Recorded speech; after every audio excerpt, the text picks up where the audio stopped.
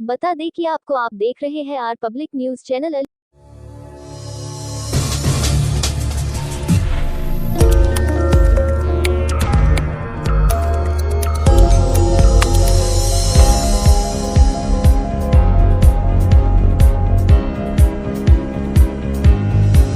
Short notice पे आप लोग यहाँ पहुँचे, इसके लिए मैं आप सबका आभार प्रकट करता हूँ।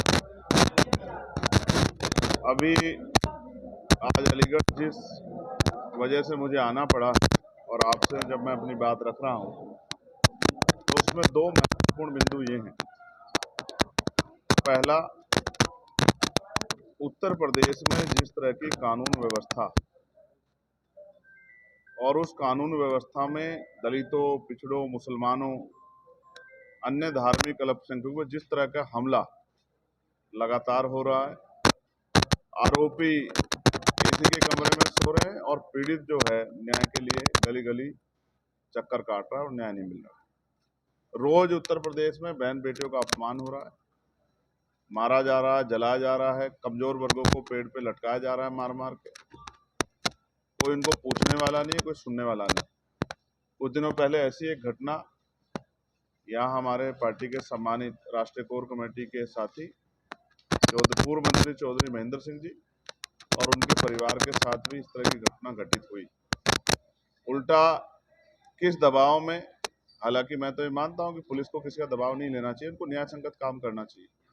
किस दबाव में उल्टा पीड़ित परिवार पर मुकदमा दर्ज कर दिया गया, ये चिंता का विषय था। सीनियर अधिकारियों से हमारी बात हुई, मुझे विश्वास है कि वो बिना किसी दबाव के न्यायपूर्ण कार्य करेंगे और जो झूठे मुकदमे किए गए हैं, चाहे चौधरी महेंद्र सिंह जी या अन्य किसी कार्यकर्ता के खिलाफ, उन मुकदमों को वापस लें, क्योंकि हम अपने कार्यकर्ताओं को अकेला नहीं छोड़ेंगे और ना ही हम इनको किसी तरह का इनके साथ दुर्व्यवहार या किसी तरह की जो है प्रशासन या पुलिस द्वारा कोई इस तरह की कार्रवाई करने की कोशिश की जाएगी तो हम लोग उसका डटकर सामना करेंगे। हम लोग अपनी पार्टी के सभी नेताओं के साथ खड़े हैं। कल अलीगढ़ में जो हुआ वो भी आपसे छिपा हुआ नहीं। जो दूसरी घटना है, किस तरह से 3 मुस्लिम बच्चों को पीटा गया, ये भी 4, और ये भी एक सच है कि उन्होंने अपने कागज भी दिखाए, जहां से वो लेके आए वहां की पर्ची भी दिखाई, वो खुद में मीट व्यापारी है, ये बात भी उन्होंने सबके सामने रखी। लेकिन फिर भी एक भीड़ ने जिस तरह से उनके ऊपर टूट पड़कर, और उनकी हालत देखने के लिए अभी मैं जाने वाला हूँ। अभी जब हम सीधे जा रहे थे तो पता लगा था कि डॉक्टर उनको चेक कर रहे हैं, इसलिए मैंने सोचा कि थोड़ा सा रुक जाते हैं। उनके सरों पे जिस तरह के घाव हैं, जिस तरह मुझे पार्टी के पदाधिकारी द्वारा बताया गया, उनके बॉडी पे जिस तरह के निशान है, जिस तरह की मारपीट उनसे की गई है, मैं ये मानता हूं कि ये कानून व्यवस्था पे एक बहुत बड़ा धब्बा है। ये भी बताया गया कि पुलिस की मौजूदगी में सब चीजें हुई। अगर ये सरकार भीड़ द्वारा व्यवस्था चलाना चाहती है तो ये संविधान पे बहुत बड़ा हमला है। कानून व्यवस्था की चलाने की जिम्मेदारी एडमिनिस्ट्रेशन पे, पुलिस पे और सरकार के ऊपर है। कोई भी भीड़ किसी को मार दे, पीट दे, हालांकि ये सत्य है कि उन पर कार्रवाई हो जाएगी, लेकिन उन बच्चों को कहां से वापस लाएंगे, उनके परिवार का क्या होगा। पिछली कई ऐसी घटनाएं हुई हैं जहां धर्म के नाम पे, जाति के नाम पर या मीट के नाम पे लोगों की हत्या हुई है। हमारी पार्टी, हमारा संगठन इस बात से सहमत नहीं है। मैं उस घटना का पुरजोर विरोध करता हूं और उन परिवार के साथियों से जाकर मिलूंगा, उनके इलाज की जानकारी लूंगा और क्या कार्रवाई प्रशासन उसमें कर रहा है, पुलिस कर रही है, इसकी भी जानकारी लूंगा। और जो आरोपी हैं उन पर सख्त से सख्त कार्रवाई की जाए, इसके लिए भी जो है पुलिस प्रशासन से और सरकार से मांग करूंगा, क्योंकि आज उनके साथ है, कल किसी और के साथ होगा।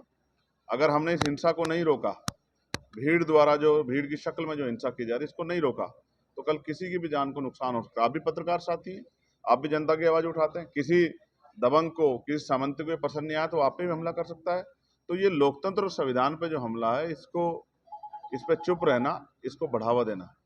इसलिए दोनों घटनाएं चिंता का विषय है और हमारी पार्टी का स्टैंड है कि हम किसी भी अन्याय पर चुप नहीं रहते। हम इस अन्याय का मुकाबला करेंगे, सड़कों पे करना पड़ा सड़कों पे, और जब पार्लियामेंट चलेगी, पार्लियामेंट में भी इस अन्याय के खिलाफ हम लोग जोर शोर से आवाज उठाएंगे। हमारा जो धर्म है वो संविधान है, संविधान के आधार पर ही प्रदेश और देश चलना चाहिए। कानून व्यवस्था अच्छी होनी चाहिए, रोटी कपड़ा मकान की व्यवस्था होनी चाहिए अच्छे इलाज की व्यवस्था होनी चाहिए, जो कि उत्तर प्रदेश में तो दिखाई नहीं दे रहा।